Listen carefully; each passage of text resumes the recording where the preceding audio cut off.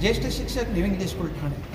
आज आम्हाला अत्यंत आनंद होत आहे की आमच्या पीपल्स एज्युकेशन सोसायटी या शैक्षणिक संस्थेची ठाण्यातली नामवंत शाळा न्यू इंग्लिश स्कूल ही येत्या 15 जून 2025 रोजी 100व्या वर्षात पदार्पण करत आहे।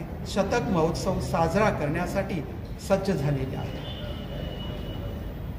स्वातंत्र्यपूर्व काळात सुरू झालेल्या या ऐतिहासिक शाळेचा शतक महोत्सवाचे भव्य उपक्रम आणि कार्यक्रम आम्ही शैक्षणिक वर्ष 2025-26 या वर्षात साजरे करणार आहोत।